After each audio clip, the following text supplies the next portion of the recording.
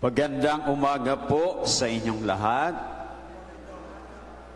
Kapag sinabi nating ina, yan ay hindi lang iisa.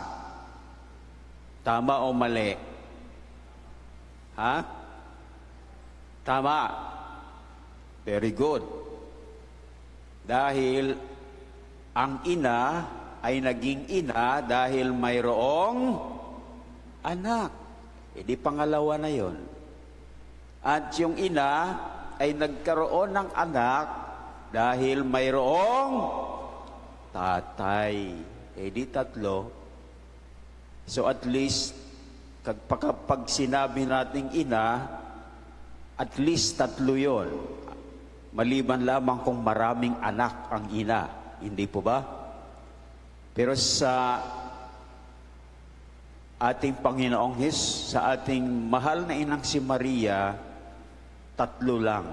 Dahil iisa lang naman ang kanyang anak.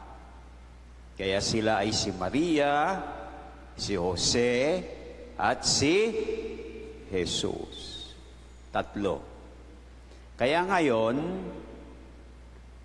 unang araw ng bagong taon, na siyang dakilang kapistahan. Kaninong dakilang kapistahan ngayon? Ni Maria, ina ng Diyos. Kaya mayroon tayong tatlong regalo mula sa Diyos. Sino-sino itong tatlong regalo natin?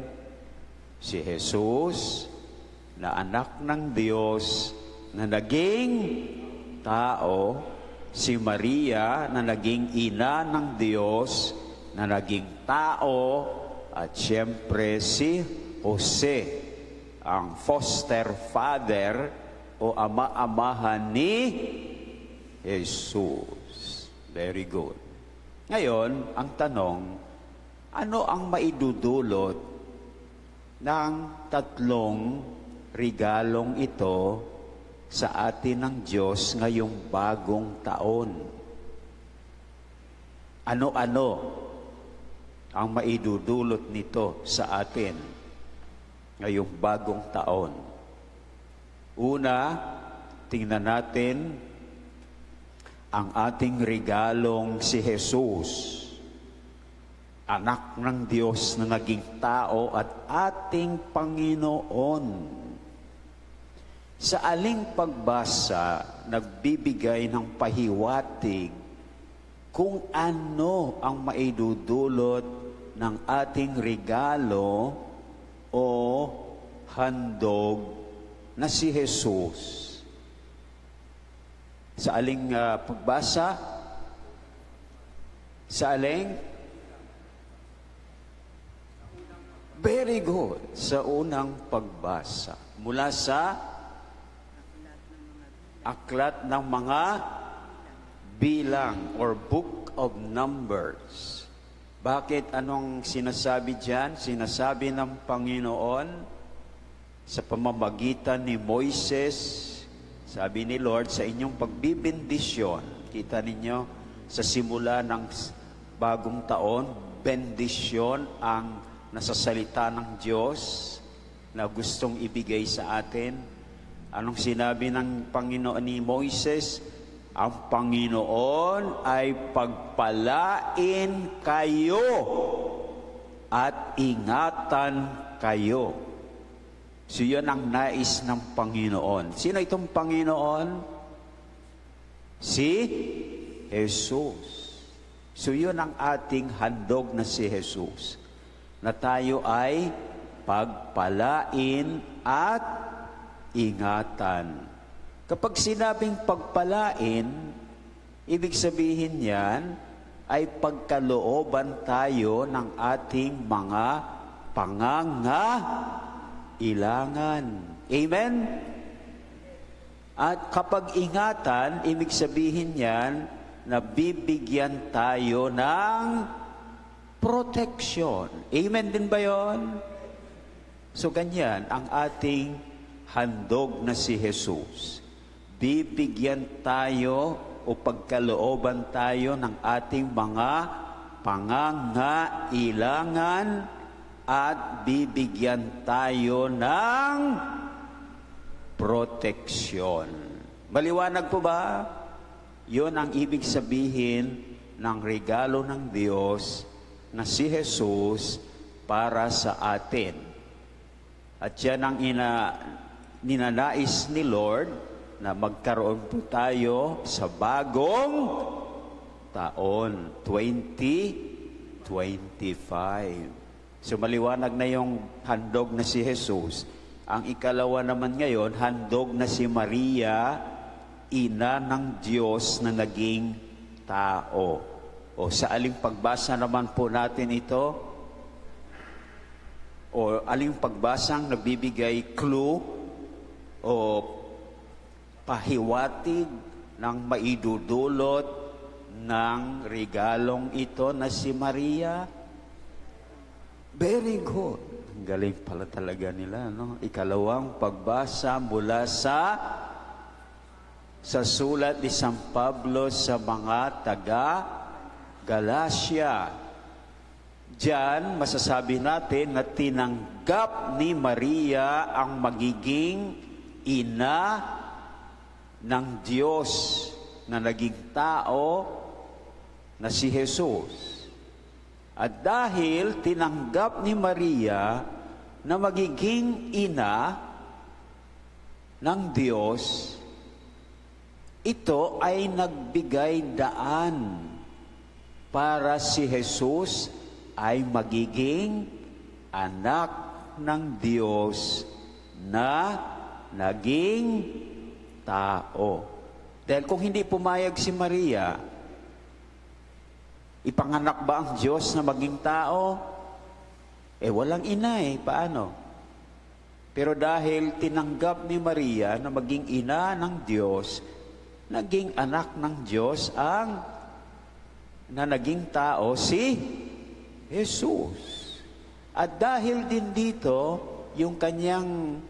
dahil naging anak ng Diyos na naging tao si Jesus, ito rin ay nagbigay daan para tayo ay ampunin ng Diyos bilang kanyang mga anak. Dahil kung hindi naging anak ng Diyos na naging tao si Jesus, hindi tayo maampon. Nakita niyo? At dahil tayo ay inampon ng Diyos, tayo rin daw, sabi sa ikalawang pagbasa, tagapagmana. Hindi po ba? Ganyan ang anak. Tagapagmana. Ay tayo naging anak ng Diyos, tayo rin ay tagapagmana ng alin? Ng kanyang kaharian sa langit. Amen? So yan, ang handog nating si Maria, ang pagkakaloob sa atin ng ating pagiging mga ampon na anak ng Diyos. At dahil mga anak ng Diyos, tayo ay tagapagmana ng kanyang kaharian. Amen? O yung pangatlo naman, handog na si Jose. Saan ipinahiwatig o aling pagbasang nagbibigay sa atin ng clue ng maidudulot ni Jose bilang handog ng Diyos sa atin ngayong bagong taon? Alin? Very good. Ayon kanino? Ayon kay San Lucas. Hindi diyan hayagan na sinasabi, pero nakikita natin, yan kasi Ebanghelyo ay tungkol sa kapanganakan ni Jesus. Ay talagang kailangan ang tatay diyan. Tama? Yun ang mag-aalaga no? So, dito, kahit na hindi hayagang nasasabi kung ano yung papel ni Jose, masasabi natin na siya ang tagapagtustos. Tama ba yon? Provider. Tama ba yon? Tagapagtustos. Provider. Provider ng pangangailangan. Di ba? Lalong-lalo ni Maria bagong nanganak at siyempre yung kanyang anak na si Jesus. At hindi lang provider o tagapagtustos, kundi tagapagbigay proteksyon sa kanyang anak at sa kanyang asawa na si Maria. Kaya yan, si Jose ay tagapagkaloob din sa atin ng ating mga pangangailangan at ng proteksyon. Dahil kung siya ay nagbigay o nagkaloob ng pangangailangan at proteksyon ng banal na pamilya, siya rin ay naging provider and protector of the universal church. Di ba? Yan si San Jose, provider and protector of the universal church. Eh di kasama na tayo doon, hindi po ba? Sa lahat na yun sangkatauhan na yun. So He is also providing and giving us protection. Kaya double, ha? Double. Dahil si Jesus, ganun din ang ginagawa. Hindi ba? Nasabi natin kanina, bibigyan tayo ng ating mga pangangailangan at ng ating protection.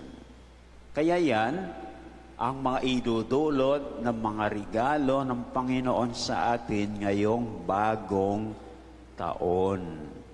Kaya dapat patuloy tayong nagtitiwala sa Diyos. Amen?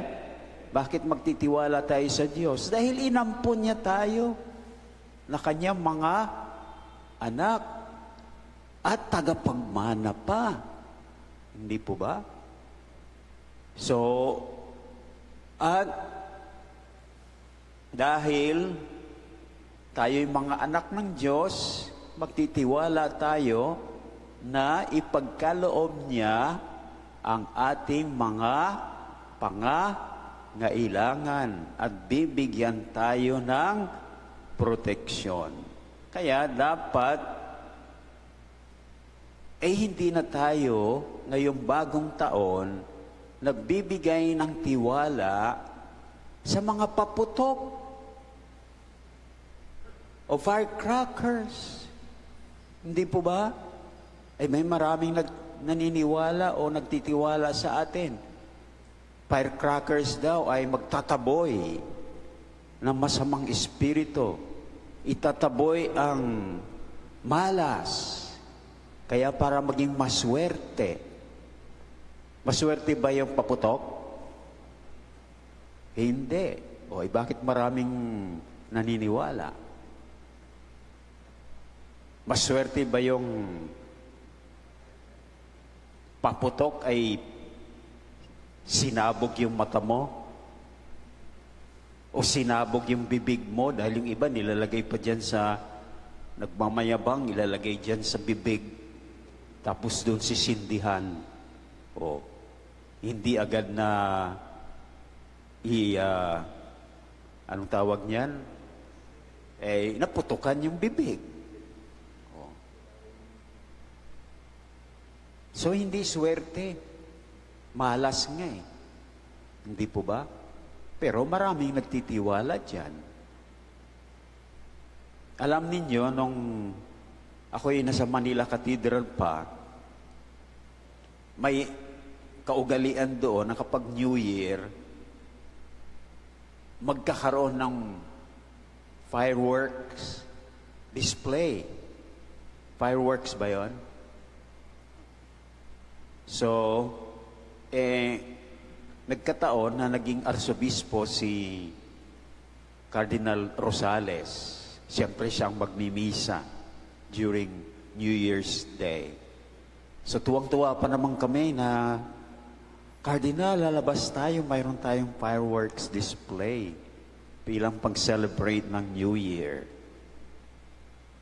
So, nagkaroon na ng display. Tapos sabi, alam nyo, sabi sa akin, Nestor, sana yung perang ginamit mo dyan, binigay mo sa mga mahihirap. Tama ba yon? Okay, maggagastos tayo, no? Diba? Maraming naggagastos sa mga fireworks and fireworks display. Sinasayang lang yung pera. Tama ba? Eh kung ginamit pa yun sa pagtulong sa mga mahihirap, eh hindi kalugod-lugod pa sa Diyos. Amen? O, yun. Tapos, yan ay proteksyon laban sa masama. Eh, mayroon pa tayong superstitious beliefs na kapag New Year, dapat nakasuot tayo ng mga polka dots. Alam niyo yon? At dapat, pag New Year, mayroon po tayong 12 bilog na prutas na ilalagay natin doon sa mesa natin. Tama ba yon? Yan ang ginagawa ng iba. Yan ang ginagawa ng aking kapatid na babae. Sinisiguradong mayroong kasi kasaganaan daw sa pera. Bilog eh. Eh pera naman palang gusto niyong kasaganaan, bakit bilog pa eh? Barya lang yan eh, di ba? So yung kapatid ko, laging ginagawa yan, pero baon naman sa utang. Nangungutang pa sa akin. Eh, hindi totoo. Hindi po ba? So, doon na tayong magtiwala sa ating Panginoon. Eh, maklaro na doon sa kanyang mga regalo sa atin eh. Parang sinasabi sa atin, mga anak ko na kayo.